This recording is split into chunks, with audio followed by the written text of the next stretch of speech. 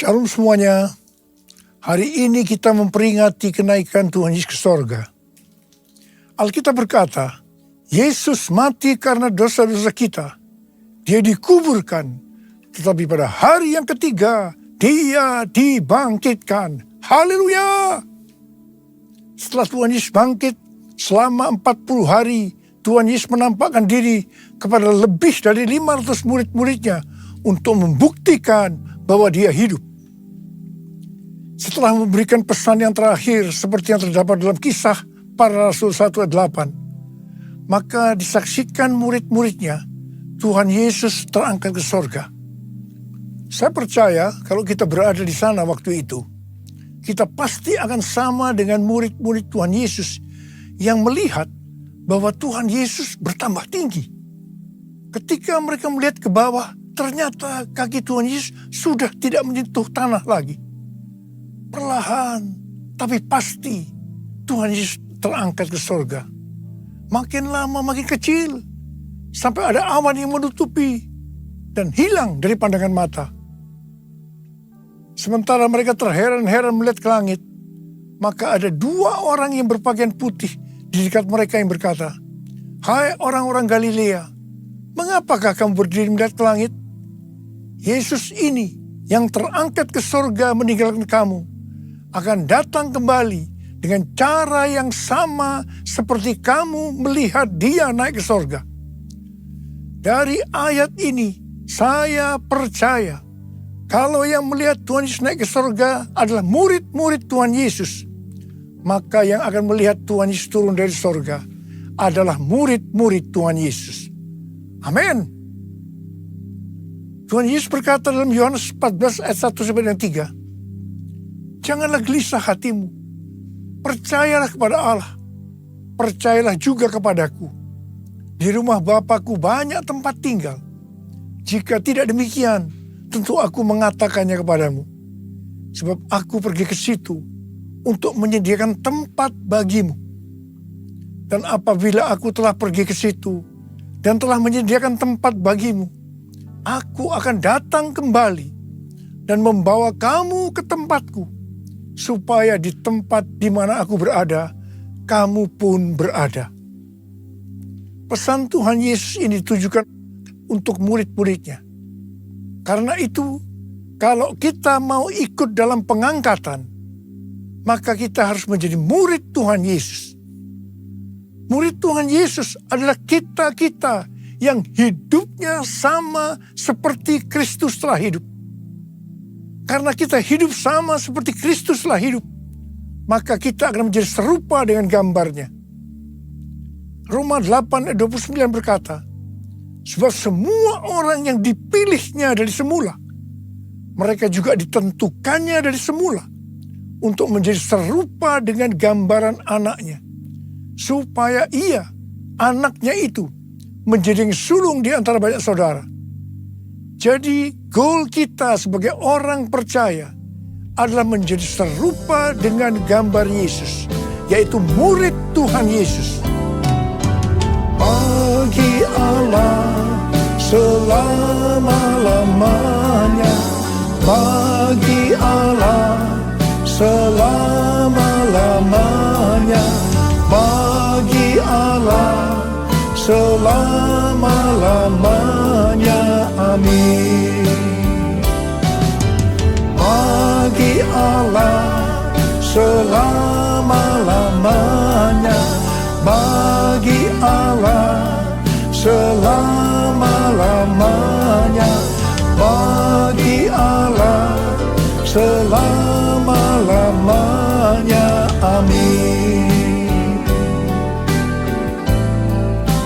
Amin. Amin. Ibrani 7 ayat 25 berkata, "Karena itu ia sanggup juga menyelamatkan dengan sempurna semua orang yang oleh Dia datang kepada Allah. Sebab ia hidup senantiasa untuk menjadi pengantara mereka." Tuhan Yesus di sorga menjadi pengantara kita. Artinya sebagai pendoa syafaat bagi kita, supaya kita selamat secara sempurna. Kalau kita berbicara tentang keselamatan, maka ada 3 hal yang harus diperhatikan. Yang pertama, bisa kehilangan keselamatan. Yang kedua, hampir-hampir tidak diselamatkan. Dan yang ketiga, selamat dengan sempurna. Orang yang sudah percaya bisa kehilangan keselamatan. Matius 7 ayat 21 sampai dengan 23 berkata, bukan setiap orang yang berseru kepadaku, Tuhan, Tuhan, akan masuk ke dalam kerajaan sorga, melainkan dia yang melakukan kehendak Bapakku yang di sorga. Pada hari terakhir, banyak orang akan berseru kepadaku, Tuhan, Tuhan, bukankah kami bernubuat demi namamu, dan mengusir setan demi namamu, dan mengadakan banyak mujizat demi namamu juga? Pada waktu itulah aku akan berterus terang kepada mereka, dan berkata, aku tidak pernah mengenal kamu. Enyahlah daripadaku, kamu sekalian pembuat kejahatan. Ini merupakan peringatan bagi hamba-hamba Tuhan yang sedang dipakai oleh Tuhan, agar pelayanan yang diberikan oleh Tuhan semata-mata hanya untuk menyatakan kemuliaannya. Bukan untuk kemuliaan diri sendiri. Bukan untuk mencari keuntungan pribadi. Bukan untuk popularitas. Di mana ini semua bisa mengakibatkan hilangnya keselamatan. Contoh seorang murid yang kehilangan keselamatannya adalah Yudas. Yudas mengikut Yesus begitu lama. Bahkan dicatat dalam Lukas 9 ayat 1 sampai dengan 6. Ia bersama murid-muridnya yang lain pernah melakukan berbagai mujizat dan pelayanan kesembuhan. Namun ia akhirnya memilih meninggalkan Tuhan. Maka hilanglah keselamatannya. Hal yang kedua, mengenai hampir-hampir tidak diselamatkan. 1 Korintus 3 ayat 10 sampai dengan 15 berkata, bahwa kita membangun hidup kita ini dengan dasar Yesus Kristus.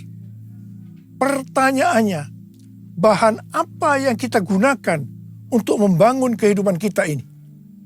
Apakah dengan bahan emas, perak, batu permata, atau dengan bahan kayu, rumput kering, atau jerami?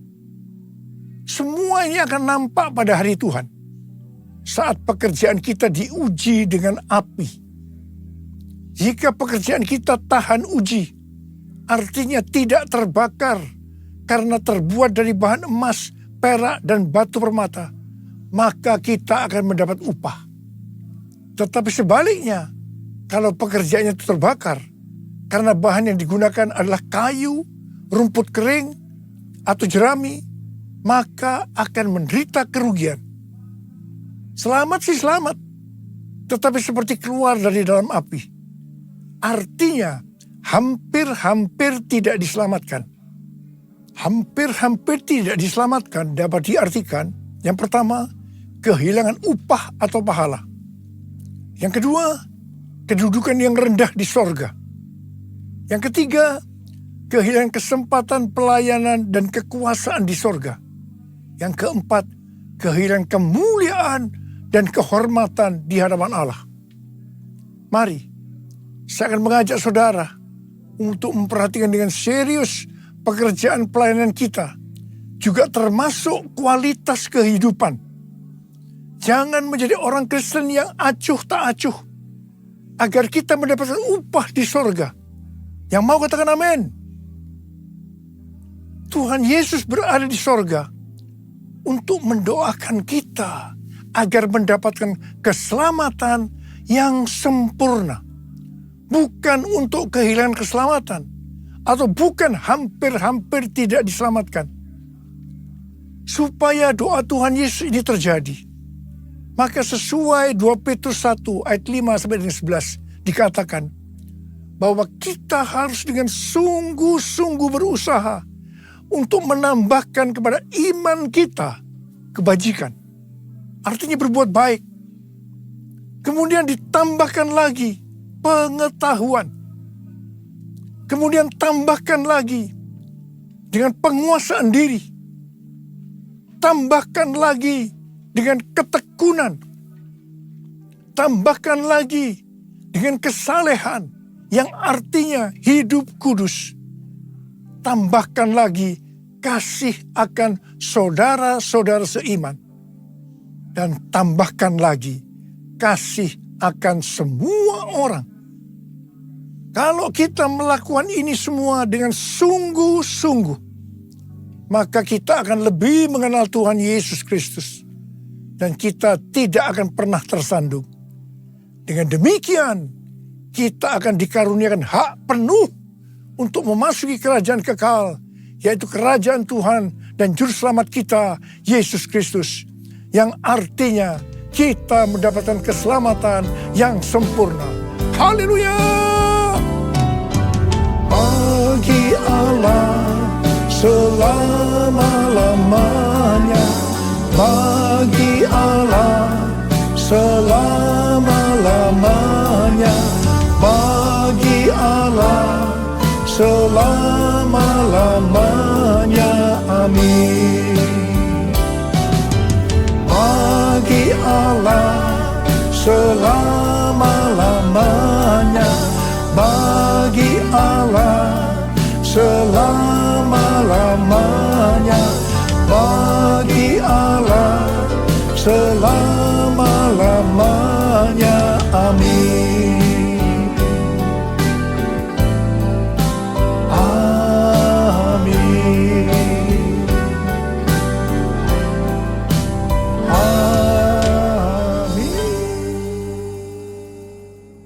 Pesan yang terakhir dari Tuhan Yesus untuk murid-muridnya sebelum ia terangkat ke sorga terdapat dalam Kisah Para Rasul 1 ayat 8 yang berkata, tetapi kamu akan menerima kuasa kalau Roh Kudus turun ke atas kamu, dan kamu akan menjadi saksiku di Yerusalem dan di seluruh Yudea dan Samaria dan sampai ke ujung bumi.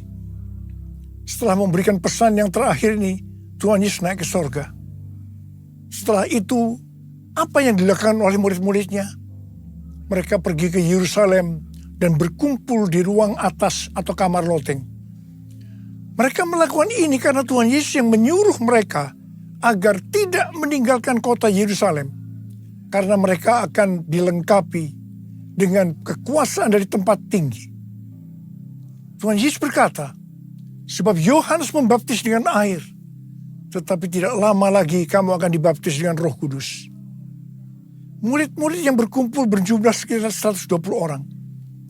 Kisah Para Rasul 1 ayat 14 bagian A berkata, mereka semua bertekun dengan sehati dalam doa bersama-sama. Artinya, mereka berdoa, memuji dan menyembah Tuhan dalam unity siang dan malam. Ini adalah prinsip restorasi Pondok Daud. Ini adalah prinsip menara doa. Pada hari raya Pentakosta, jadi 10 hari setelah mereka berkumpul itu, tiba-tiba turunlah dari langit suatu bunyi seperti tiupan angin yang keras yang memenuhi seluruh rumah di mana mereka duduk. Dan tampaklah kepada mereka lidah-lidah seperti nyala api yang bertebaran dan hinggap pada mereka masing-masing. Maka penuhlah mereka dengan Roh Kudus. Lalu mereka mulai berkata-kata dalam bahasa-bahasa lain, seperti yang diberikan oleh Roh itu kepada mereka untuk mengatakannya. Itu adalah bahasa roh. Orang yang dibaptis dengan Roh Kudus atau dipenuhi Roh Kudus, tanda awalnya adalah berbahasa roh. Setelah itu murid-murid Tuhan Yesus dipakai secara luar biasa untuk melakukan amanat agung. Tanda dan mujizat menyertai pelayanan mereka. Peristiwa ini disebut sebagai Pentakosta yang pertama. Pentakosta yang pertama ini dahsyat. Sebab dalam kurun beberapa ratus tahun, sekitar 70% dari dunia yang dikenal waktu itu, yaitu yang berada di bawah kekaisaran Romawi, menjadi Kristen. Pertanyaannya, apakah amanat agung sudah selesai? Jawabannya Belum. Karena itu pada tahun 1906, kembali Roh Kudus dicurahkan di Azusa Street yang disebut sebagai Pentakosta yang kedua. Ciri-ciri yang menonjol dalam Pentakosta kedua ini adalah penekanan dalam hal berbahasa roh dan pelayanan mujizat dan kesembuhan. Meskipun seluruh karunia roh juga dicurahkan dengan limpahnya. Pentakosta kedua ini dahsyat. Mengapa? Karena melahirkan gerakan Pentakosta dan karismatik. Saat ini ada sekitar 700 juta orang yang diberdayakan oleh Roh Kudus. Pertanyaannya, apakah amanat agung sudah selesai? Jawabannya belum. Karena itu hari-hari ini pencurahan Roh Kudus yang jauh lebih dahsyat dibanding dengan Azusa Street sedang terjadi. Ini disebut sebagai Pentakosta yang ketiga. Seperti yang terjadi pada Pentakosta yang pertama dan Pentakosta yang kedua.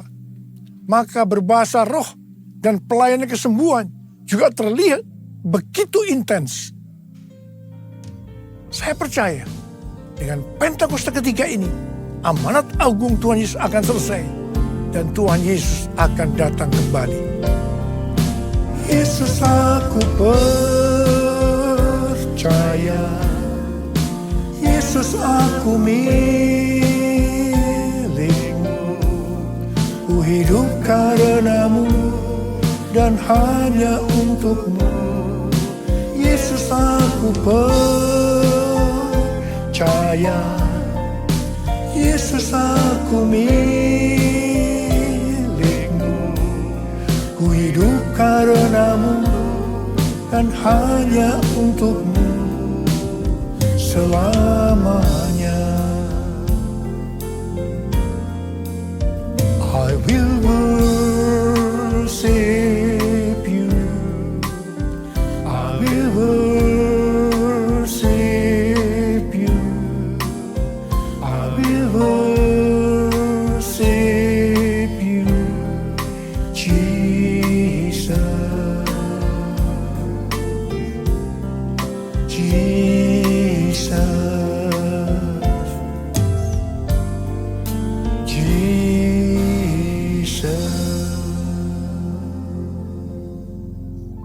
Rasul Paulus berkata dalam 1 Korintus 14 ayat 5a, aku suka supaya kamu semua berkata-kata dengan bahasa roh.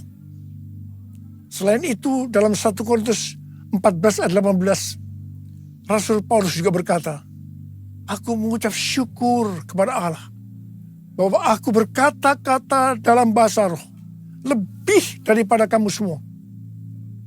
Saya sangat mengaminkan apa yang dikatakan oleh Rasul Paulus ini.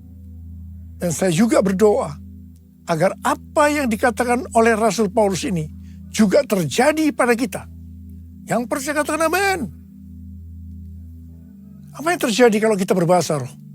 Yang pertama, kita akan lebih berani bersaksi tentang Yesus. Kita ingat Petrus, di mana sebelum dia dibaptis Roh Kudus dengan tanda awal berbahasa roh, dia pernah menyangkal Yesus sebanyak 3 kali sebelum ayam berkokok. Setelah dibaptis Roh Kudus dan berbahasa roh, dia berani bersaksi tentang Tuhan Yesus. Tidak peduli akan disesah atau dipenjarakan. Yang kedua, kalau kita berbahasa roh, maka sesuai dengan 1 Korintus 14 ayat 4a dikatakan, siapa yang berkata-kata dalam bahasa roh, ia membangun dirinya sendiri. Yang artinya kalau kita berbahasa roh, kita akan membangun iman kita. Yang ketiga, kalau kita berbahasa roh, kita akan lebih merasakan hadiratnya dan lebih intim dengan dia. Karena ketika kita berbahasa roh, kita berkata-kata kepada Allah, bukan kepada manusia. Yang keempat, kalau kita berbahasa roh, kita akan bisa berdoa lebih lama lagi. Yang kelima, sesuai dengan 1 Korintus 14 ayat 14 dan 15 yang berkata, sebab jika aku berdoa dengan bahasa roh, maka rohkulah yang berdoa, tetapi akal budiku tidak turut berdoa. Jadi, apakah yang harus aku buat? Aku akan berdoa dengan rohku. Tetapi aku akan berdoa juga dengan akal budiku. Aku akan menyanyi dan memuji dengan rohku. Tetapi aku akan menyanyi dan memuji juga dengan akal budiku.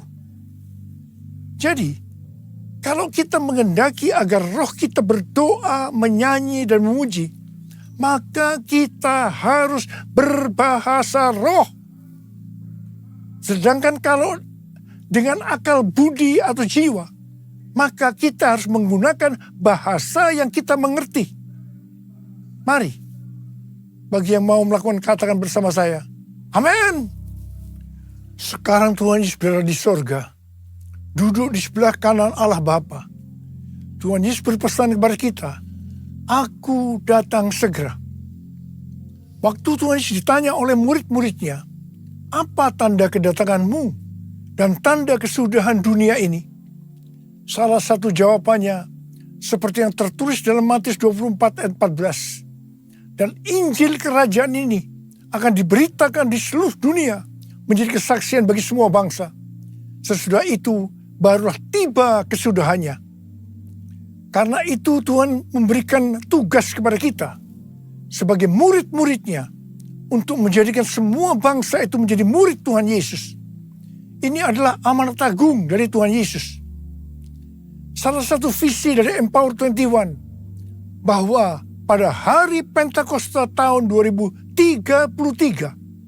setiap orang akan mendapatkan kesempatan untuk berjumpa secara autentik dengan Tuhan Yesus melalui kuasa dan kehadiran Roh Kudus. Rick Warren dari Southern Baptist Church mendapatkan bahwa tahun 2033 adalah goal untuk menyelesaikan amanat agung. Karena itu, mari kita perhatikan yang sungguh-sungguh satu dekade ke depan ini, yaitu dari tahun 2023 sampai dengan tahun 2033. Tahun 2033 adalah peringatan penginjilan yang ke-2000 tahun. Peringatan kematian, kebangkitan, dan kenaikan Tuhan Yesus ke sorga yang ke-2000 tahun. Dan juga pencurahan Roh Kudus yang berarti ini peringatan hari ulang tahun gereja yang ke-2000 tahun. Untuk bisa menyelesaikan amanat agung, tidak bisa dengan kekuatan sendiri, tetapi harus dengan kuasa Roh Kudus. Karena itu, saudara harus penuh dengan Roh Kudus. Ada berapa banyak di antara saudara yang rindu untuk dibaptis Roh Kudus dengan tanda awal berbahasa roh? Angkat tangan saudara. Ada berapa banyak di antara saudara yang rindu untuk dipenuhi dengan Roh Kudus? Angkat tangan saudara. Curahkanlah kuasa-Mu Tuhan, mujizat terjadi di tempat ini. Curahkanlah kuasa-Mu Tuhan, mujizat terjadi sekarang ini. Curahkan ya Tuhan, curahkanlah kuasa-Mu Tuhan, mujizat terjadi di tempat ini. Curahkanlah kuasa-Mu Tuhan, mujizat terjadi sekarang ini. Mujizat terjadi sekarang ini.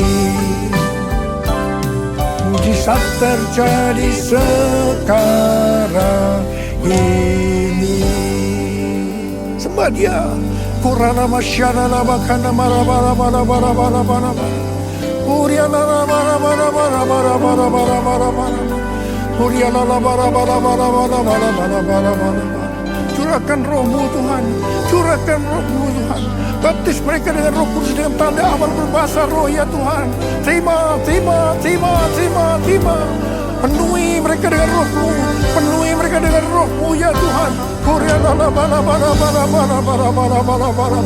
Uriana bara bara bara bara bara bara bara bara. Oh, Ramashikara bara bara. Curahkanlah kuasa-Mu Tuhan, mujizat terjadi di tempat ini. Curahkanlah kuasa-Mu Tuhan, mujizat terjadi sekarang ini. Mujizat terjadi sekarang ini. Mujizat terjadi sekarang ini.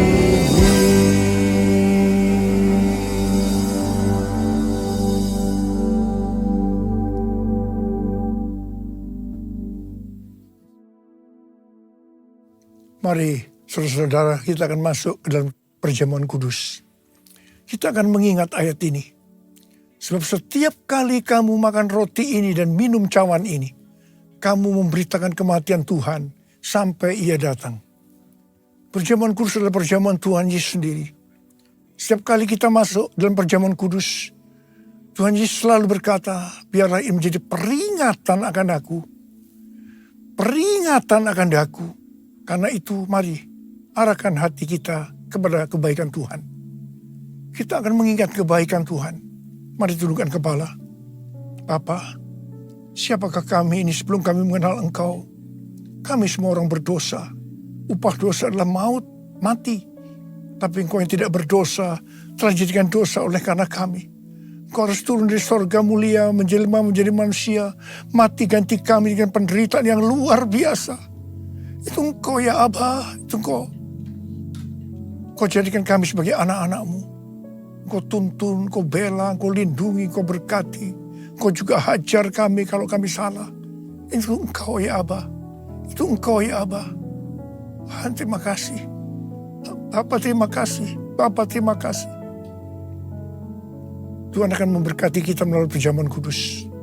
Tapi Tuhan mau kita makan dan minum dengan cara yang benar. Karena itu masing-masing sekarang berdoa. Introspeksi. Lihat keadaan dirimu masing-masing. Jangan menyimpan dosa. Kalau ada dosa yang Tuhan ingatkan, langsung kita minta ampun. Selesaikan di hadapan Tuhan supaya kita diberkati. Ampuni. Ampuni saya Tuhan. Ampuni. Ampuni ya Tuhan anak-anak-Mu. Ampuni. Ampuni. Ampuni. Terima kasih Abah. Layakkan kami untuk masuk dalam perjamuan kudus. Kami akan masuk dalam perjamuan kudus dengan hati yang penuh ucapan syukur. Dalam nama Yesus kami berdoa. Amin. Sekarang mari angkat roti di tangan kanan saudara tinggi-tinggi. Sebab apa yang telah kuteruskan kepadamu telah aku terima dari Tuhan. Yaitu bahwa Tuhan Yesus pada malam waktu Ia diserahkan mengambil roti. Dan sesudah itu Ia mengucap syukur atasnya. Ia memecah-mecahkannya dan berkata, inilah tubuhku yang diserahkan bagi kamu. Perbuatlah ini menjadi peringatan akan aku. Saudara dikasih Tuhan, bukankah roti yang kita pecah-pecahkan ini adalah persekutuan kita dengan tubuh Kristus? Mari kita makan dalam nama Yesus.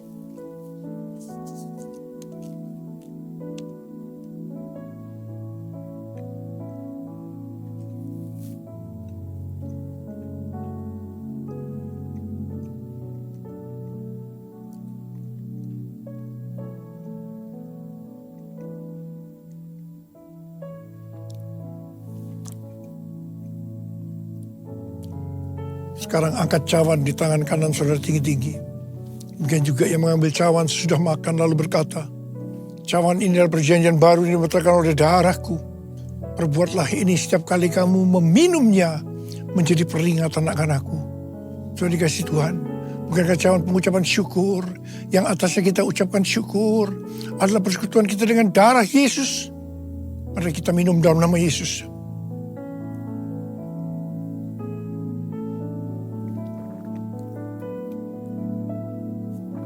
Mari angkat tangan kita di hadapan Tuhan. Ucapkan syukur dan terima kasih dengan suara, jangan diam. Tuhan terima kasih ya Tuhan. Terima kasih. Terima kasih ya Tuhan. Terima kasih. Kurialala bala bala bala bala bala. Kurialala bala bala bala bala bala bala. Angkat tangan saudara. Bapa sembuhkan mereka yang sakit. Sembuh dalam nama Yesus, sembuh dalam nama Yesus, sembuh dalam nama Yesus, sembuh dalam nama Yesus. Terima kasih Yesusku, terima kasih Yesusku. Puji syukur hanya bagi Tuhanku. Terima kasih Yesusku, terima kasih Yesusku. Puji syukur hanya bagi Tuhanku. Terima kasih Yesusku, terima kasih Yesusku. Puji syukur hanya bagi Tuhanku. Terima kasih Yesusku, terima kasih Yesusku. Puji syukur hanya bagi Tuhanku. Puji syukur hanya bagi Tuhanku. Puji syukur hanya bagi Tuhanku.